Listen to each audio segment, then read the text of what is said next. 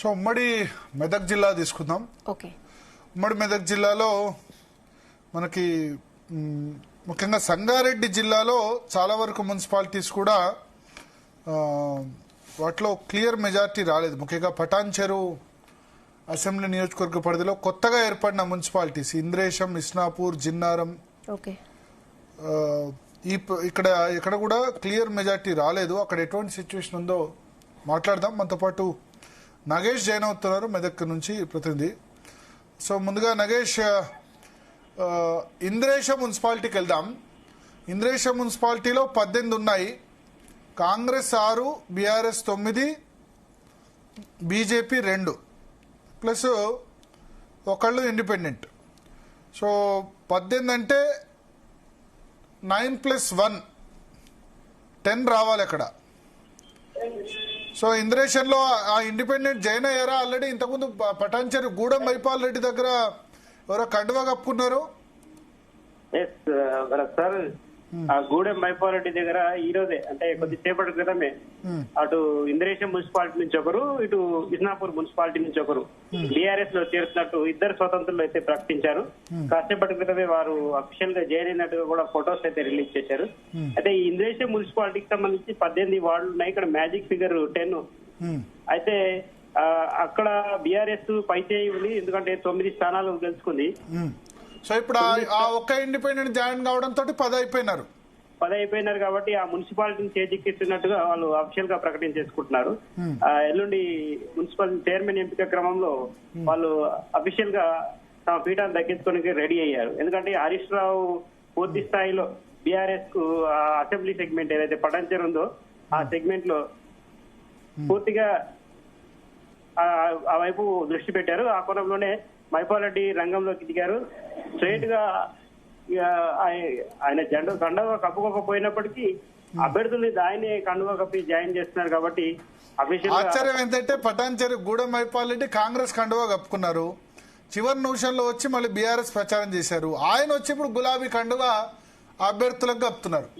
So ఎట్లా ఉంటదంటే రాజకీయం, ఆయన గెలిచింది బీఆర్ఎస్ పార్టీ మీద, తర్వాత పోయి కాంగ్రెస్ లో జాయిన్ అయినారు.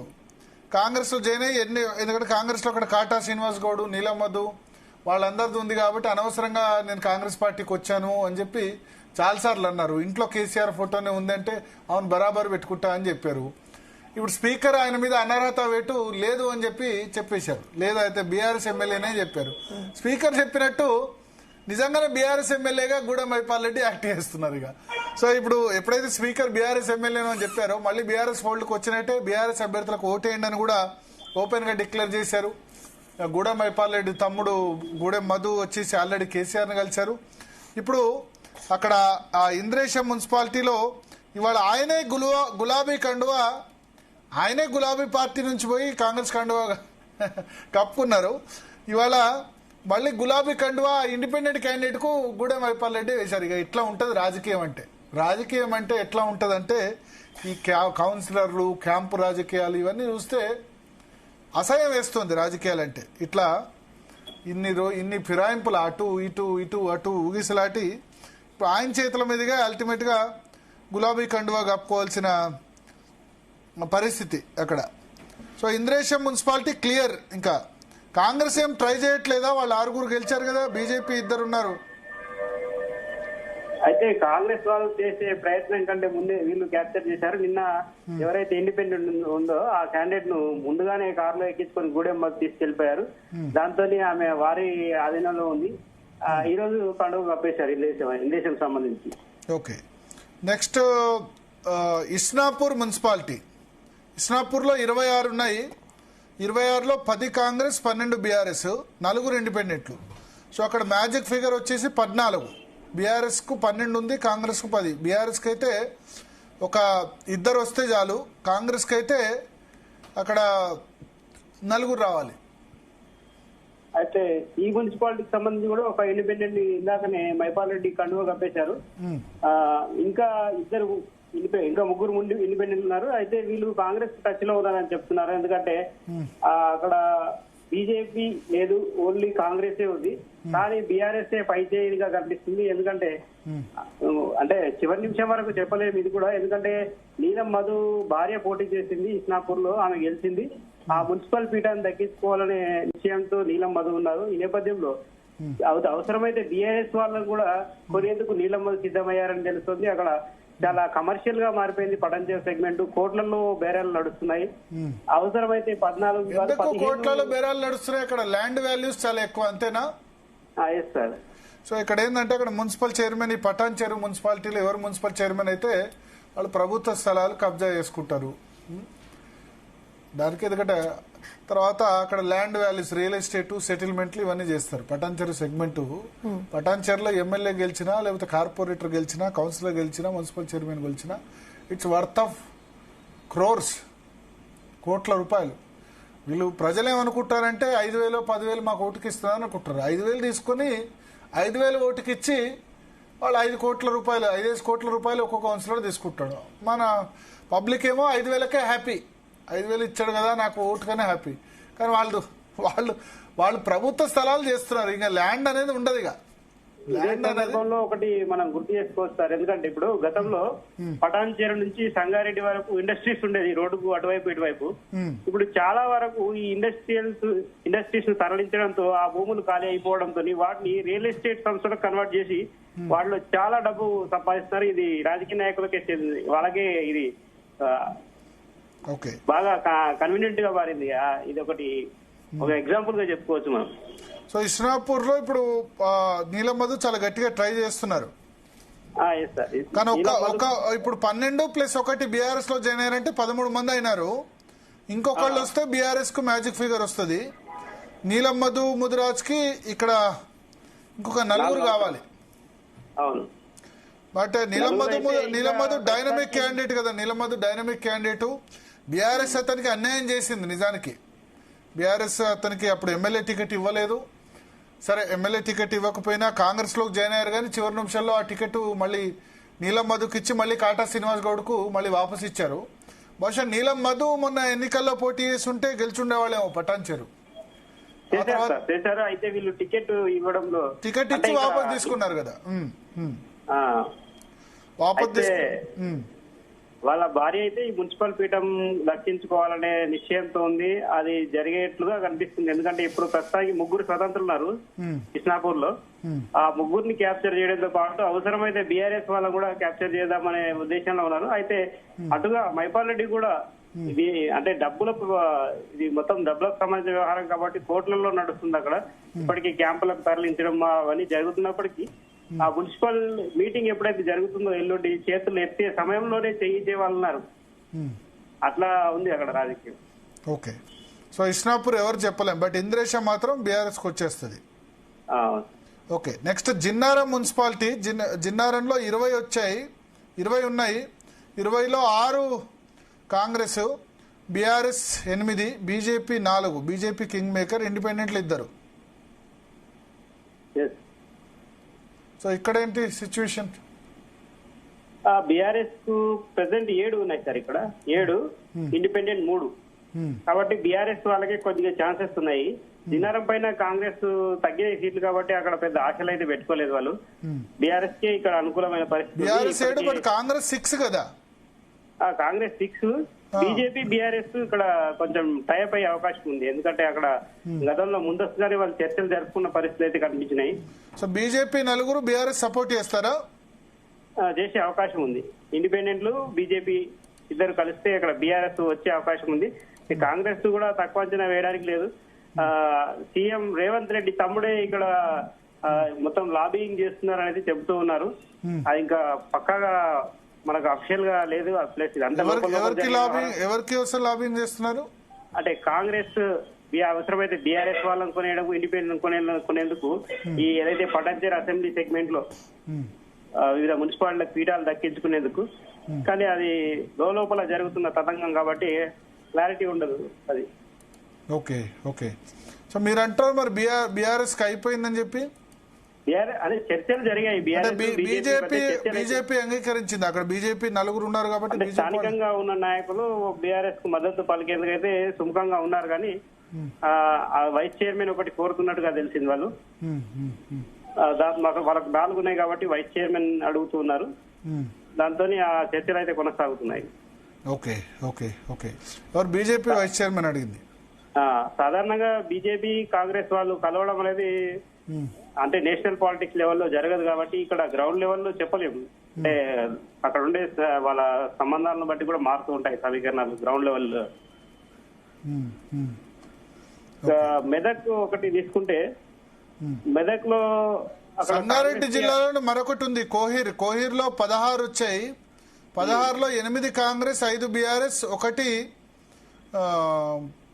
బీజేపీ, 2 ఇండిపెండెంట్ కూడా వచ్చింది, 2 ఎంఐఎం. సో కాంగ్రెస్ కి 8 కాబట్టి ఎంఐఎం సపోర్ట్ చేస్తే కోహిర్ లో అయిపోతుంది. కోహిర్ లో వాళ్ళకి అనుకూలమైన పరిస్థితులు ఉన్నాయి. ఓకే, అక్కడైతే ఇలాంటి క్యాంపు రాజకీయాలు ఏమి లేవు ప్రస్తుతానికి. కాంగ్రెస్ క్లియర్ గా గెలుస్తుంది కోహిర్ లో. కాంగ్రెస్ 8 ఉన్నాయి కాబట్టి వాళ్ళు ఎంఐఎం కు ఆల్రెడీ టచ్ లో ఉన్నారు. ఓకే, నెక్స్ట్ జహీరాబాద్ లో 37 ఉన్నాయి. Congress 14, BRS 15, BJP 3, ఇండిపెండెంట్లు 3.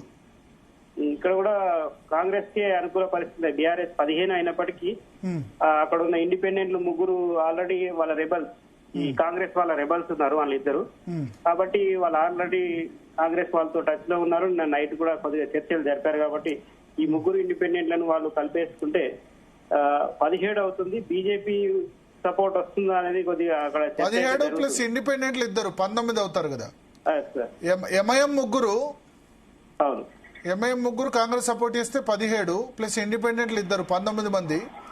Zaheerabad 37 plus ex officio. But ex officio అక్కడ BRS MLA, Zaheerabad MLA BRS MLA Manik Rao 38 అవుతారు. 38 అయితే బీఆర్ఎస్ బలం 16 అవుతుంది. అక్కడ 16 అవుతుంది. బీజేపీ కలిస్తే వాళ్ళు కూడా 16 ప్లస్ 3 19 అవుతారు. సో ఇక్కడ బీజేపీ కీలకం. ఇక్కడ బీజేపీ కింగ్ మేకర్ ఇక్కడ. అయితే ఇంకోటి అనాలిసిస్ ఏంటంటే ఇక్కడ ఉన్న ఎంపీ సురేష్ శెట్కర్ కాంగ్రెస్ నుంచే ప్రాతినిధ్యం వహిస్తున్నారు. తర్వాత అక్కడ ఉన్న స్థానికంగా ఉన్న నాయకులు ఇప్పుడు ఎవరైతే గిరిధర్ రెడ్డి ఉన్నారో చైర్మన్, కార్పొరేషన్ చైర్మన్, ఆయన కూడా సంప్రదింపులు జరుపుతున్నారు ఇప్పుడున్న వాళ్ళతోని.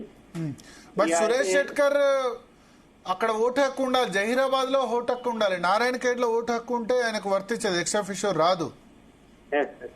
సో జహీరాబాద్ లో ఎమ్మెల్యే మాణిక్ రావు టిఆర్ఎస్ కాబట్టి 37 ప్లస్ 1 38 అవుతుంది. 38లో బీఆర్ఎస్ 15 ప్లస్ 1 16 అవుతుంది మాణిక్ రావు ఓటుతోటి.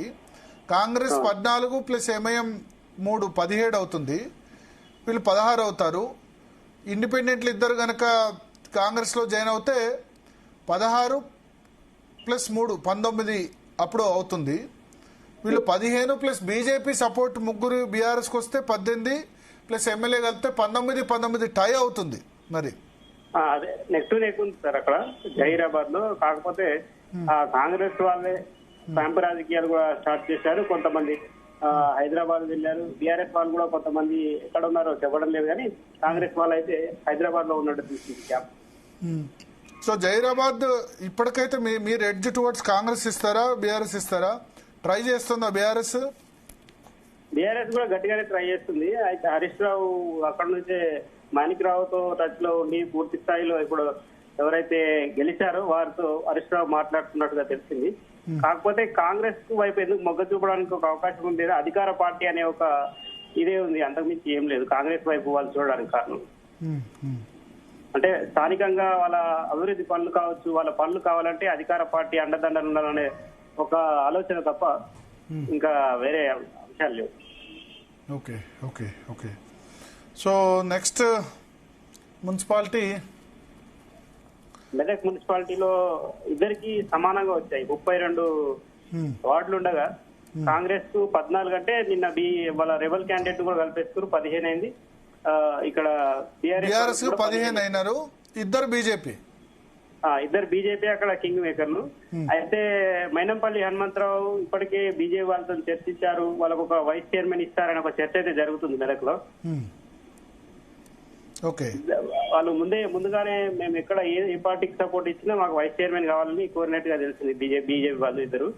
దాంతో మైనంపల్లితో బీజేపీ నాయకులు టచ్ లో ఉండి కాంగ్రెస్ ఇక్కడ పీఠం దక్కించుకునే అవకాశాలు అయితే కనిపిస్తున్నాయి. ప్లస్ వీళ్ళు మేయర్ పీఠానికి కూడా ఏదైతే చైర్మన్ ఉందో చైర్మన్ పీఠానికి కూడా 3 మహిళలు పోటీ పడుతున్నారు కాంగ్రెస్ లో.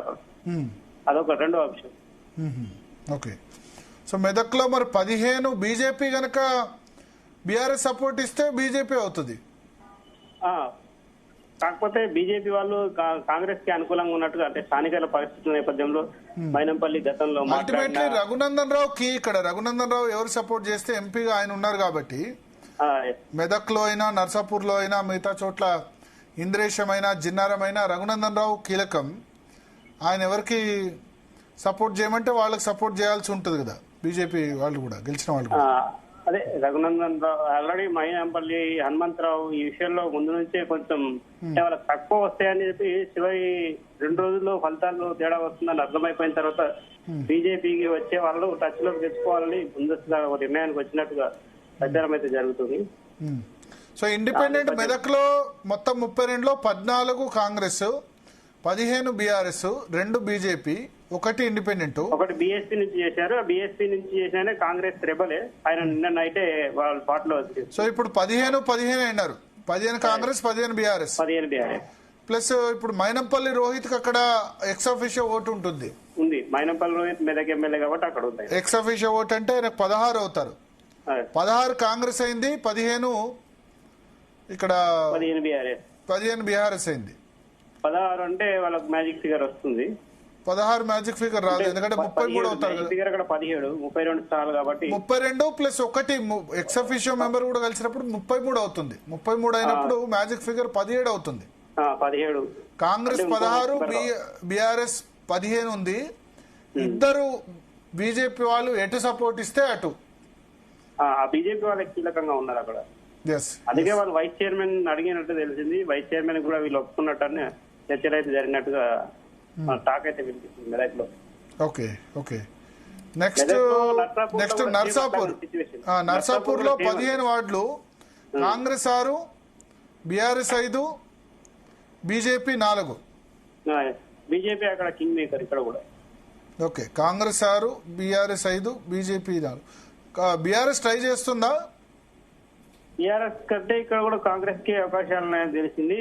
ఈ ఏదైతే మురళీ యాదవ్ ఉన్నాడో బీజేపీ నాయకుడు నర్సాపూర్ లో, ఆయన ఇప్పటికే వీళ్ళతో టచ్ లో ఉన్నట్టుగా తెలిసింది. కాంగ్రెస్ అంజనేయులు గౌడ్ మెదక్ జిల్లా కాంగ్రెస్ అధ్యక్షుడు, తర్వాత ఎవరైతే కాంగ్రెస్ నాయకులు ఉంటారో వారితో కూడా ఎక్కువ ఈ మెదక్ సెగ్మెంట్ లో పూర్తిగా మైనంపల్లి ప్రభావమే ఎక్కువగా ఉంది సార్. మైనంపల్లి అటు మెదక్ లో కావచ్చు, రామాయపేటలో, ఇక్కడ నర్సాపూర్ లో. అయితే నర్సాపూర్ సెగ్మెంట్ వచ్చేసరికి సుల్తా లక్ష్మారెడ్డి కూడా వీళ్ళతో చర్చలు జరిపినట్టు తెలిసింది. ఈ బీఆర్ఎస్ 5 వచ్చాయి కాబట్టి బీజేపీ వాళ్ళను వాళ్ళ 4 చేరితే ఇద్దరికి ఆఫర్ ఇస్తున్నారు వారు వైస్ చైర్మన్ అని. ఎవరికి బీజేపీ అటు బీఆర్ఎస్ కు ఒకవేళ వాళ్ళతో కలిసినా వాళ్ళకు వైస్ ప్రెసిడెంట్, వైస్ చైర్మన్, లేదంటే కాంగ్రెస్ వాళ్ళతో కలిసినా వైస్ చైర్మన్ అడుగుతున్నారు. కాకపోతే చివరి నిమిషం వరకు ఇది కూడా అటు ఇటుగా ఉంది. ప్రస్తుతానికైతే కాంగ్రెస్ కు కొంత అక్కడ అయితే చర్చ అయితే జరుగుతుంది అనుకూలంగా ఉన్నట్టుగా. ఓకే, సో బీజేపీ చాలా కీలక నర్సాపూర్ లో, మెదక్ లో, తర్వాత జహీరాబాద్ లో కీలకమే, జిన్నారం లో కూడా కీలకమా? జిన్నారంలో 4 మున్సిపాలిటీల్లో కూడా 7 మున్సిపాలిటీల్లో 4 మున్సిపాలిటీల్లో బీజేపీ వార్డు సభ్యులే కీలకంగా మారారు. జిన్నారంలో కీలకం, జహీరాబాద్ లో కీలకం. So BJP will be key factor ఈ మొత్తం మున్సిపాలిటీస్ లో కూడా. ఇంద్రేషన్ లో కూడా కీలకమే ఆ లెక్కను చూస్తే. అంటే ఇంద్రేషన్ లో సరే జైన్ అయ్యారు, ఒక ఇండిపెండెంట్ జైన్ అయ్యాడు కాబట్టి అక్కడ పెద్దగా కాదు. కానీ జిన్నారం, కోహీర్ లో కూడా ఒకటి గెలిచింది, బట్ కోహీర్ లో అవసరం లేదు, కాంగ్రెస్ పార్టీ క్లియర్ గా వచ్చేసింది కాబట్టి. అంతేనా? అంతే. 4 మున్సిపాలిటీలు అయితే కీలకం. 4లో వీళ్ళకి బీజేపీ వాళ్ళకు 2 నుంచి 4 సీట్లు ఉన్నాయి కాబట్టి వాళ్ళ సపోర్ట్ అవసరం ఉంది అక్కడ చైర్మన్ కావాలంటే. Okay okay okay okay so so ఓవరాల్గా ఇది ఉమ్మడి మెదక్ జిల్లాకు సంబంధించిన సిచ్యువేషన్. Thank you Nagesh. ఓవరాల్గా మెదక్ జిల్లాలో ఇంతే కదా హంగున్న మున్సిపాలిటీస్? 7 municipality. Yes. Thank you. Next Adilabad వెళ్దాం. ఆదిలాబాద్ జిల్లా రాజు పటేల్ ఫోన్ కలపండి.